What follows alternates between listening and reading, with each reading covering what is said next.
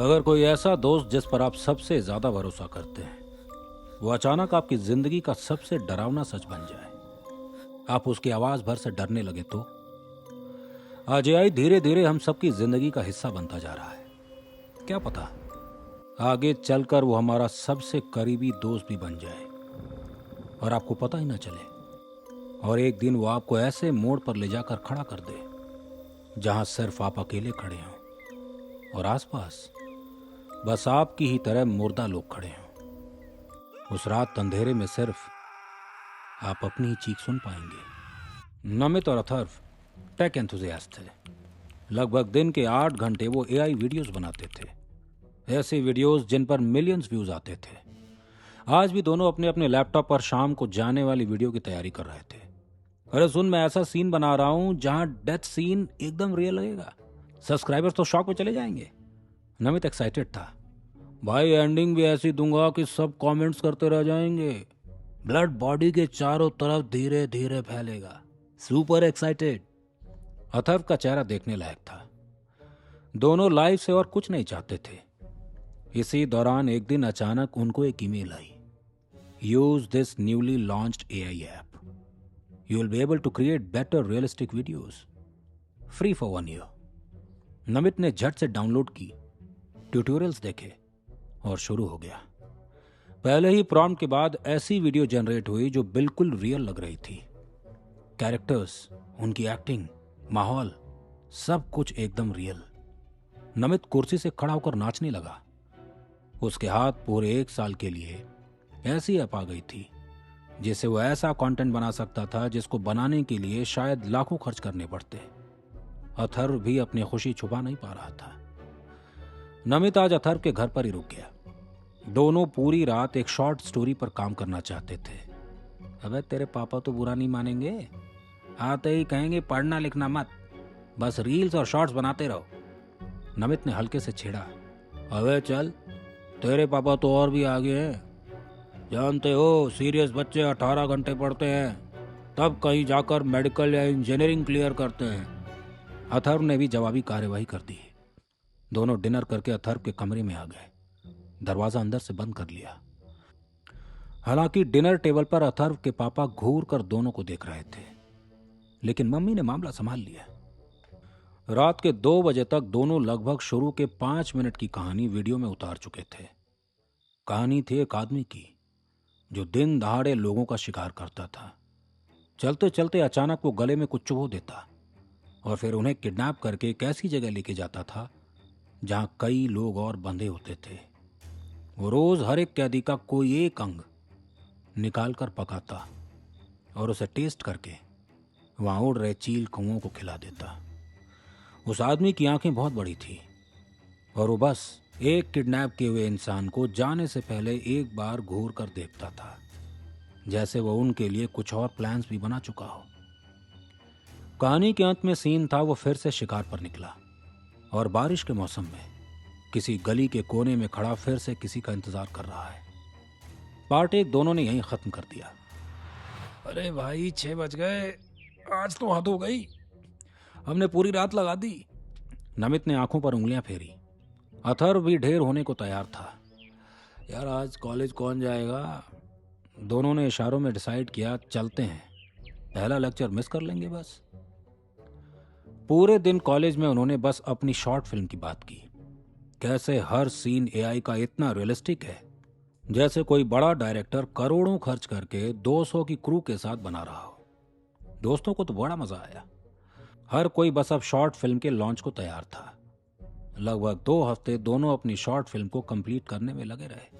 कभी नमित के घर रात का बसेरा होता, कभी अथर्व के घर।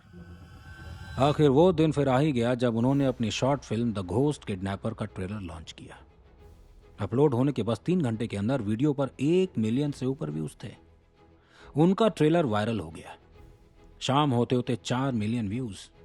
मीडिया ने इसे उठा लिया और जल्द ही बड़े बड़े डायरेक्टर्स उनकी फिल्म पर कमेंट करने लगे। बस 24 घंटों में नमित और अथर्व मीडिया और सोशल मीडिया दोनों पर छा गए। दोनों वो पा चुके थे जिसके लिए लोग सालों मेहनत करते हैं और शायद तब भी हासिल नहीं कर पाते। रात को दोनों ट्रेलर के कमेंट्स बैठकर पढ़ने लगे। अरे भाई, शर्मा सर ने भी कमेंट किया है, he is such a big director, लिखा है वेल डन गाइस। नमित यकीन ही नहीं कर पा रहा था। Revolution in cinema through AI, love you guys, I could not take off my eyes. Atharva comment पढ़ता जा रहा था। वो रात उनकी जिंदगी की सबसे यादगार रात बन गई। शॉर्ट फिल्म रिलीज हुई और दोनों की पॉपुलैरिटी और बढ़ गई। कुछ स्टूडियोज ने तो उन्हें अप्रोच भी किया कि साथ में कुछ प्रोजेक्ट्स करें। हर कोई उनसे पार्ट 2 की रिक्वेस्ट करने लगा। आज भी कॉलेज में दोनों अपने दोस्तों से घिरे बैठे थे। भाई पार्ट 2 कब आएगा? Desperately waiting for the same. Arjun बोला, भाई आज रात बैठेंगे लिखने, पार्ट 2 और भी दासू होगा। नमित एक्साइटेड था। मौसम हल्का बिगड़ गया। सूरज बादलों के पीछे छुप गया। हवा तेज हो गई। जब तक दोनों कॉलेज से बाहर आए, पाया काले बादलों ने बसेरा कर लिया है। बारिश हवा संग झूम नीचे गिर रही है। किनारों का सहारा ले वो बिल्डिंग्स की आड़ में धीरे धीरे घर जाने लगे। एक मोड़ से पतला रास्ता आता था। दोनों घर के छज्जों से नीचे से भागते हुए आगे जाने लगे। अचानक अथर्व रुक गया। नमित हल्का आगे चला गया। अरे क्या हुआ, जल्दी आ, भीग रहे हैं, उसने आवाज लगाई। लेकिन अथर्व का चेहरा देख वो भी रुक गया। अबे क्या हुआ? वो वापस पीछे आया। पीछे मैंने कोने वाले मोड़ पे डेथ कॉलर को देखा। अथर्व की आवाज कांप रही थी। अबे पागल हो गया है क्या? डेथ कॉलर हमारी फिल्म से यहां रियल में कैसे आ जाएगा? डेथ कॉलर उनकी फिल्म का वो किडनैपर था जो लोगों को किडनैप करता था। तो चल मेरे साथ चल, देखते हैं कौन है। नमित उसका हाथ पकड़े पीछे गया। दोनों ने दीवार की आड़ से गली में देखा। जो दिखा उसने दोनों के मुंह खोल दिए। गली के दूसरे कोने में एक घर के छज्जे के नीचे उनकी फिल्म का किडनैपर खड़ा था। सब कुछ हूबहू वैसा ही दिख रहा था जैसे उनकी फिल्म की एंडिंग में था।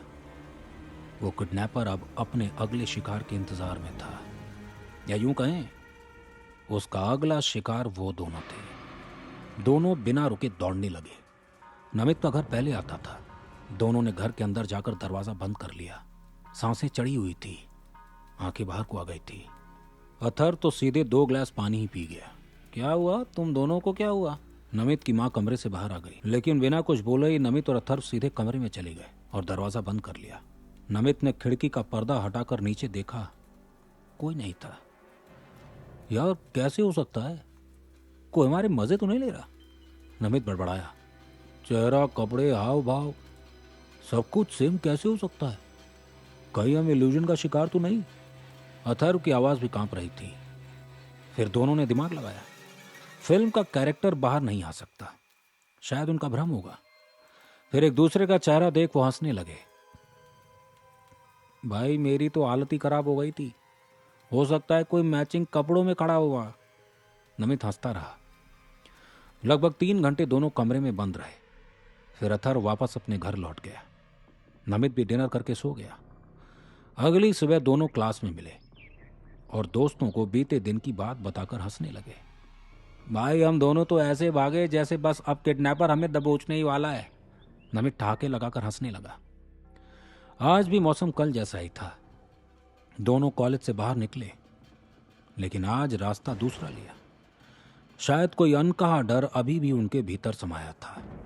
बारिश थोड़ी तेज हो गई। दोनों किनारों का सहारा ले घर की ओर दौड़ने लगे। अचानक कुछ हुआ। कुछ चुभन महसूस हुई उन्हें गर्दन पर, और फिर अंधेरा छा गया। धुंधली आंखों ने बंद होते बस बारिश की बूंदों को किसी बिल्डिंग के कोने से टपकते देखा। जब आंखें खुली तो पाया वो एक जगह लोहे के पिंजरे में बंद है। अलग अलग कोने से लोगों के चीखने चिल्लाने की आवाजें आ रही थी, जैसे वो बेहद दर्द में हो। तभी अचानक एक कटा हुआ हाथ उनके पिंजरे के सामने आ गिरा, और फिर उन्हें वो लंबा चौड़ा उन्हीं की फिल्म का किडनैपर डेथ कॉलर दिखा। डर अब पसर कर उनकी आंखों में उतर आया। उस किडनैपर के हाथ खून से सने थे। तभी चील कौओं की आवाज भी बढ़ गई वहां। शायद किसी इंसान का मांस पक रहा था। क्या उनके साथ भी वही हो रहा है जो उनकी फिल्म में हुआ था? क्या डेथ कॉलर का अगला शिकार वही है? सुनाऊंगा आगे की कहानी भाग 2 में। मित्रों, याद रहे हमारे चैनल को सब्सक्राइब करना और बेल आइकन दबाना बिल्कुल ना भूलें। हाई पॉइंट्स जरूर दें। स्पॉटिफाई पर हमारे पॉडकास्ट का नाम है कहानियां कहानीकार सुधांशु राय के साथ। मिलेंगे फिर से एक नई कहानी के साथ। मेरा नाम है कहानीकार सुधांशु राय।